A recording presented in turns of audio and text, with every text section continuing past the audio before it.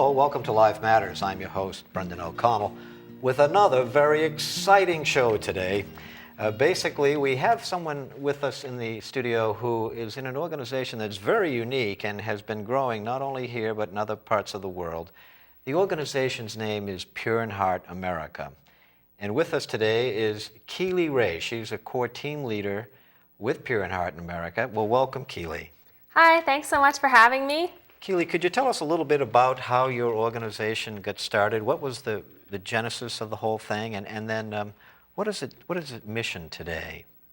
Okay, well, initially the organization was started in Ireland, and it was a group of young people that had been to a trip to Medjugorje.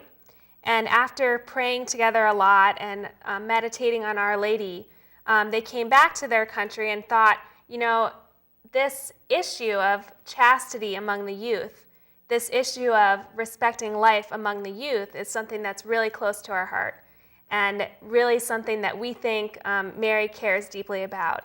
And so they felt this kind of inner call to be more active in the space of chastity and protecting the sanctity of life.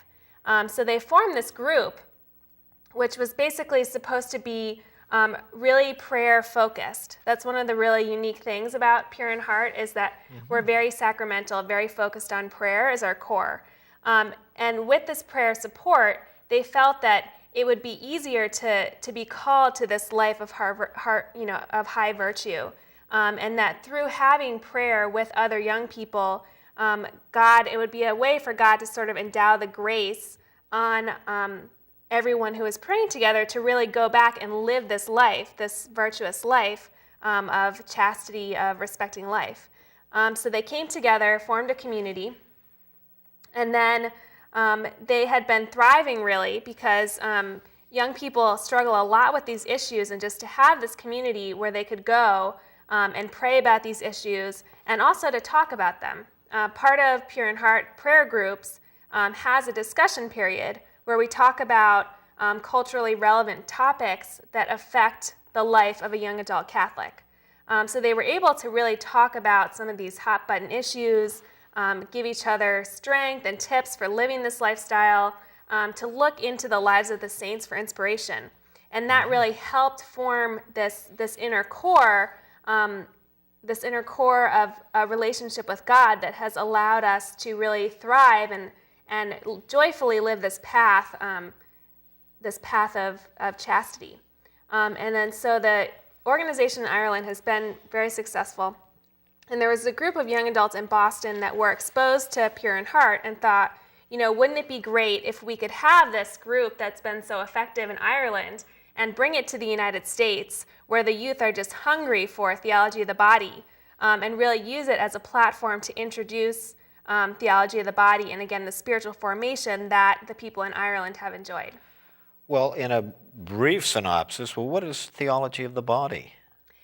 Theology of the body is teachings brought to us by Pope John Paul II. He cared very deeply about these issues. He gave over 100 talks related to human sexuality in the church. And he brought into being this theology of the body. And he wrote some books on the topic. And since he's written them, it's been referred to as a time bomb. And it really has been the case where these teachings that really have to do with how we as Catholics relate to our bodies, and what does that teach us about God and how he wants us to live. What can we, looking at our bodies, come to understand about God, and why did he create us? How can we live to ultimately promote our own human thriving? Well, what about yourself? What did you find from this in regards to your own body and your own living in that regard? Well, I think that before I was introduced to Pure in Heart, I really had a passion for sharing the beautiful truth of chastity. I had great parents, like a lot of people, I think, unfortunately, don't have in this time. And my parents really told me, they set the bar for true love way up here. They said, we want you to wait until marriage because we love you, we believe you're special, and we think that you should wait for someone who's willing to, refrain from being physical until you're married. until you know that the two of you are going to be together for life. So I always grew up believing that this was true and really knowing it in my heart. And I remember when I had graduated college, I really felt still that that this way of living, this chaste lifestyle, was really the most attractive, the most joyful and peaceful way that anyone could live. And I really felt this deep enthusiasm to share that message with other people. And I actually at one time remember thinking, I would love to be a chastity speaker. I would love to go out and share with other young adults, maybe high school age, which is where people tend to struggle, I think, the most, or at least where the struggle begins, and really share my enthusiasm for this lifestyle. But I thought to myself, how am I going to do this? I don't have any materials. I don't have any infrastructure to schedule talks. But I really had this desire in my heart, and I felt that God had really planted a seed in me to be part of this ministry even before I was introduced to Pure in Heart. Mm-hmm. And interestingly enough, about maybe a year or two later, I had a friend that I knew through the Young Adult Catholic group that said, there's this really great organization called Pure in Heart. They have a young adult prayer group, but one of the things that I think is most exciting is that they have some of the members of the prayer group that go out into and speak to high school age kids. Uh-huh. So there's a part of Pure in Heart that's an outreach. So we have a young adult prayer group that tends to be about maybe 18 to 35-year-olds, maybe a little heavier on the young professional side, so kind of post-college. And then we reach this group specifically through the prayer meetings. Mm-hmm. And then we kind of have this offshoot where we go to high schools and we give chastity talks. We have a guy and a girl, just so that the kids can hear both sides of the story. Because if a girl comes and starts to talk about chastity, it's easy for the guys to brush it off and say, oh, she's a girl, what does she know about, what it's like to be a guy? And vice versa. So we have a guy and a girl team, and we tend to send out very charismatic speakers, in the sense that hopefully it would be someone that the kids would be attracted to and really be engaging as speakers, so that the kids would really come to believe in this message and to share the enthusiasm of the speakers. And then the girls could relate to the girl speaker, and the guys could relate to the guy speaker. So Pure in Heart has this whole model of speaking to the high school age kids. So that was what initially drew me to Pure in Heart, was kind of this matching of the call in my heart to this specific mission. Mm-hmm. And since then, I've been giving talks for, I think, 3 years now. And it's been a really special part of my life, probably my favorite thing that I do. And so it was really just a matter of God working, and then sort of the right things coming together, and me meeting Pure in Heart. And then since that, I haven't turned back. I'm Pure in Heart all the time. I do have a day job, but in my spare time. I see. And what do you tell? What are some of the things that you as a female and the man that goes out with you, what do you tell these high school students? Like, for instance, are they aware of all these sexually transmitted diseases, things like that? Could you give us a little enlightenment there? Sure. Well, we actually have, as part of our mission statement, 3 tenets in the material that we give to the kids, mm-hmm. and also that is presented at the young adult prayer meetings. And so it has to have these three criteria. The first criteria is it has to be scientifically accurate. It has to be theologically sound, because in our mission statement we associate with the Catholic Church. So all of our content is specifically within the Church's teachings. And then the last piece, which I think is really important and really kind of an unmet need, is that it has to be culturally relevant. So scientifically accurate, theologically sound, culturally relevant. So how does that, what does that mean in terms of the actual talk content? Well, we usually spend about an hour to an hour and a half with the high school age kids. I call them kids, but they're young adults to some extent. And during this time, we cover a lot of theology of the body. We give them kind of a basic introduction to theology of the body. Mm-hmm. We also have some games. Sometimes we'll do movie clips just to kind of help illustrate some of the concepts. We try to make the content as funny as possible, because I know when I'm listening to a talk, I prefer that it's funny. We also tend to make it as simple as possible and as concrete as possible so that the young people can really relate to the material and digest it. We make it very, we ask for a lot of participation from the students as well. We ask them a lot of questions during the talk. And then finally, I think the most compelling part probably is we share our own personal stories with the kids. I think it's really important that they understand that, the guy-girl speaker team really are living this life. We really are happy living this life, and we're also realistic. Some of us have made mistakes. Some of us have lived this teaching from the time we were in high school, and we do share our stories and what we've learned.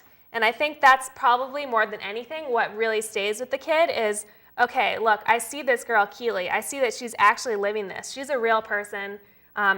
She's not my confirmation teacher who's, decades of years older than me. I believe that this can be done. And look, she's happy about it. And she's so happy about it, she's taking her spare time to come and share this with me. So I think that's a really big takeaway. And I pray all the time that the kids really do feel the love that the speaker team has for them.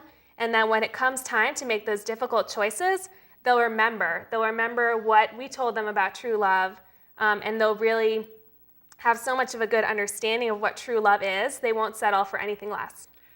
Well, what about, say, a young woman who feels she's being pressured by a guy to have sex, for instance? How do you handle that, or how do you try to tell people how you could handle it as a young woman? Well, I think that is a challenge that a lot of young women will face. I know that I've faced it in my past.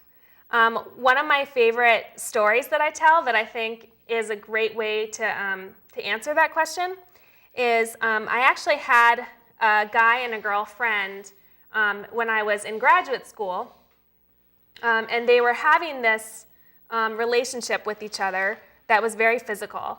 But the guy had said to the girl, I know we're being physically intimate, but I don't want a relationship. So we can't tell anyone that we're doing this. It's a secret.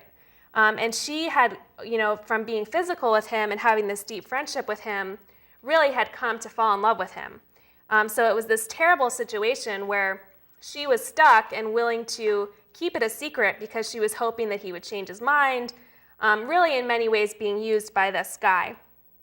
And I was with the two of them one evening, and we were having a conversation, the three of us, and the guy looked at me and he said, Keely, we've been talking about you, and we heard that you're waiting until you get married to be physically intimate.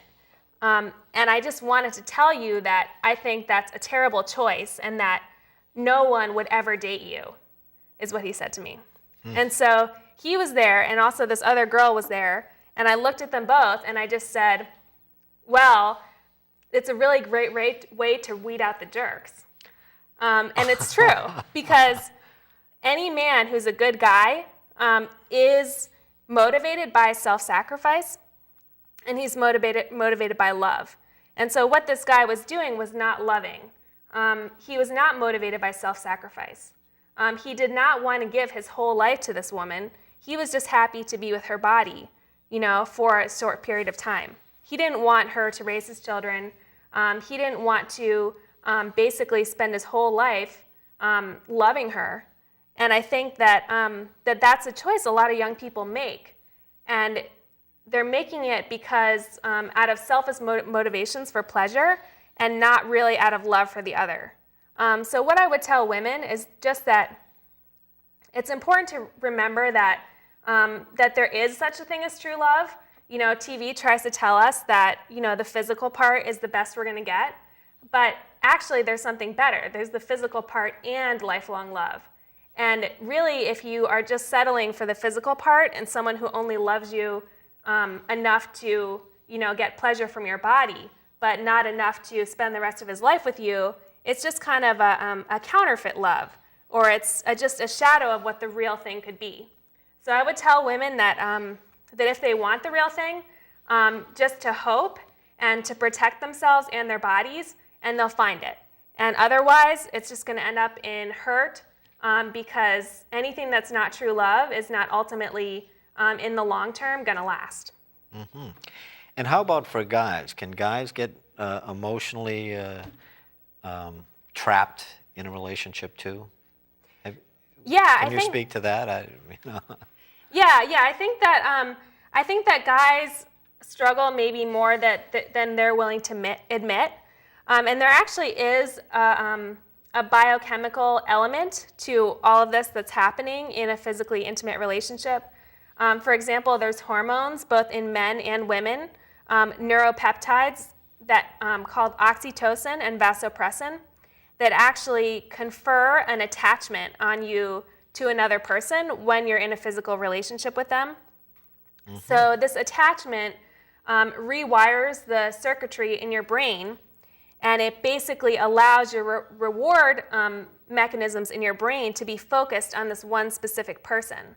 So when they walk in the room, the look of them, the smell, the touch, all of this, your brain is just wired to respond to this person in a certain way. Mm-hmm. And in the context of a marriage, this is great because you have this sort of reinforcement of the bond. You have a chemical attachment that happens with a specific person.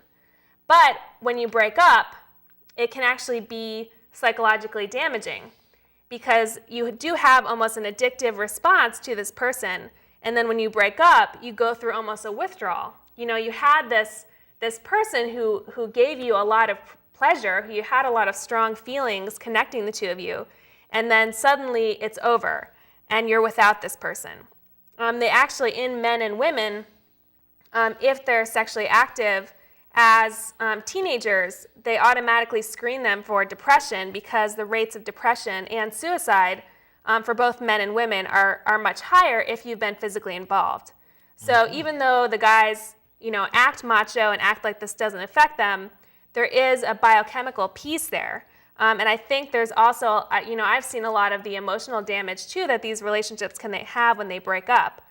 Mm-hmm. So for men and women, I think it's so important to, wait until you get married. Wait until you really know that this is true love. This is the person you're going to be with. Do you, when you say one of the three items you mentioned, and you've talked a little bit about it right now, but biologically factual, do you get into discussing things like the proliferation of sexually transmitted diseases? Back when I was a teenager, there were 3, and now there's 30 some odd, I think, that are.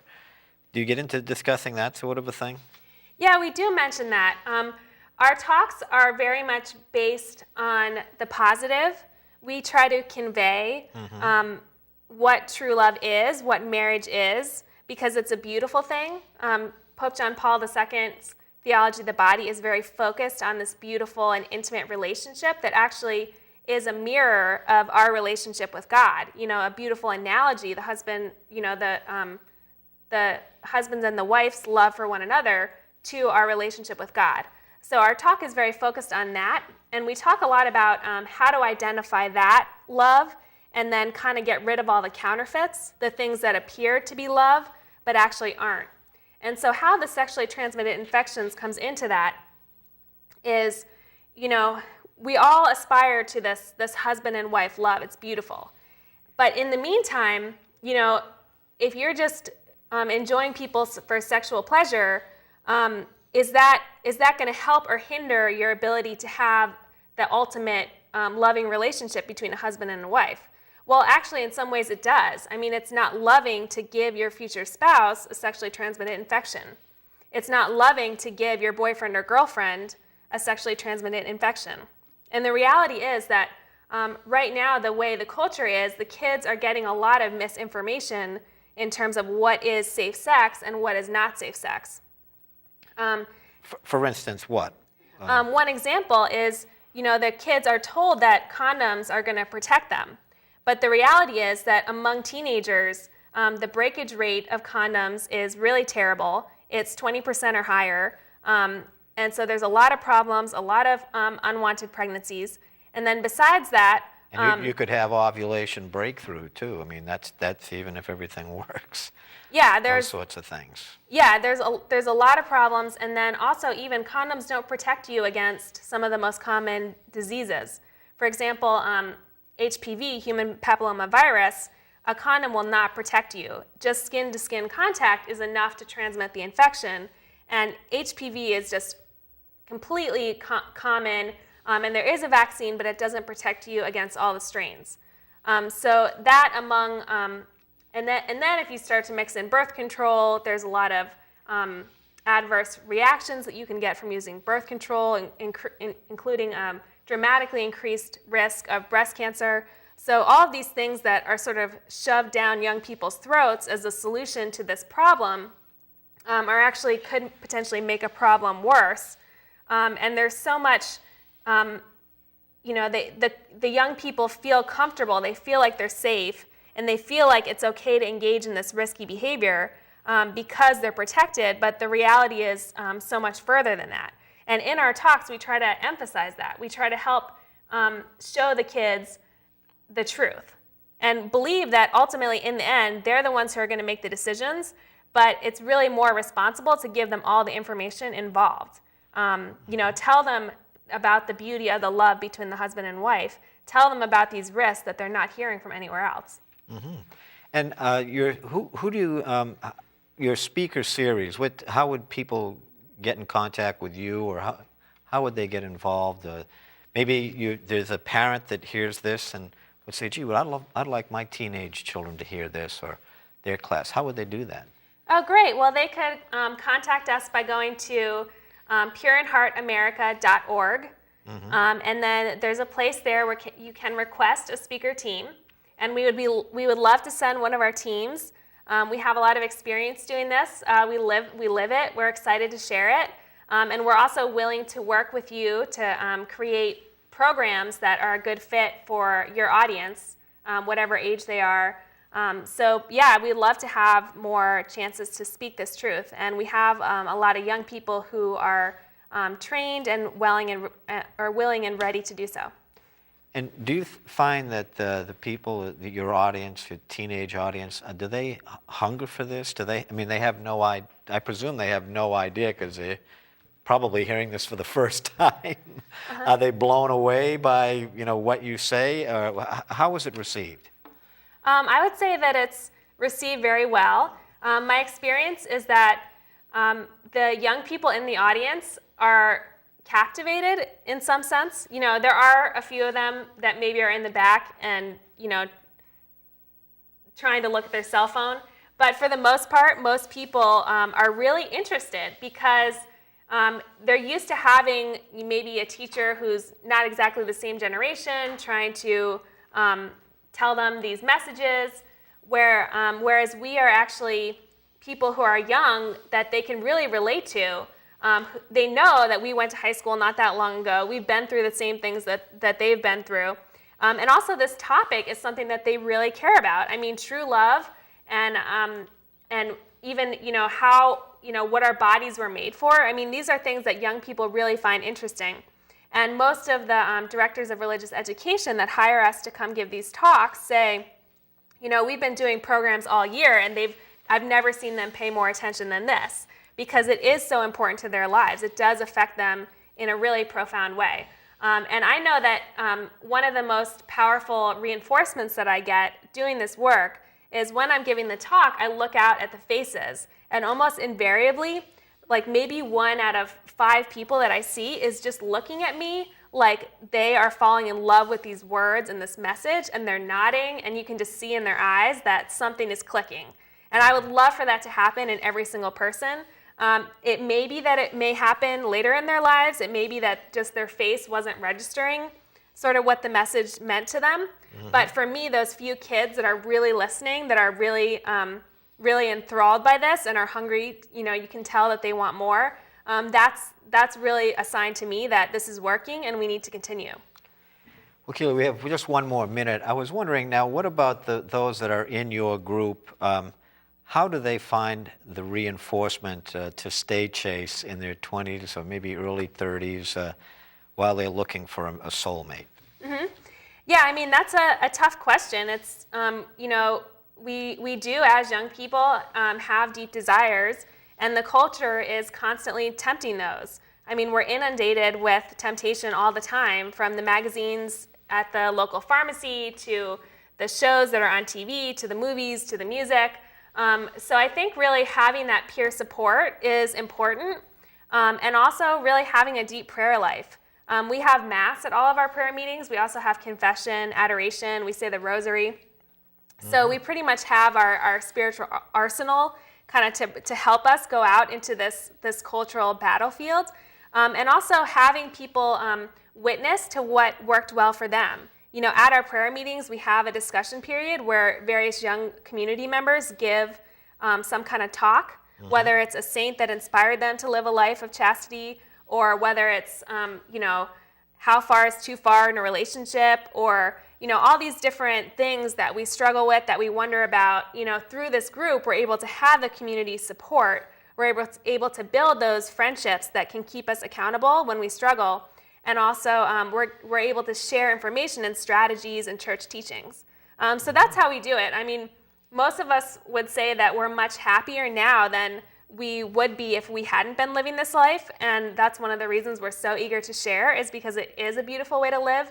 But definitely I know that the community support and the prayer is invaluable to having the strength to live it, especially in the cultural context. I see. And just one final time, what's that website again they could go to? It's pureinheartamerica.org. Well, thank you so much. Thank you for being a guest today. And folks, we hope you learned a lot today about a safe haven in our cultural morass out there, and the good works that they're doing, which Christ said, you know, it's faith plus good works to make ourselves a better society. Well, we hope you found today's show to be unique, informative, content-rich, truthful, and thought-provoking. Thanks for watching. I'm Brendan O'Connell, your friend for life.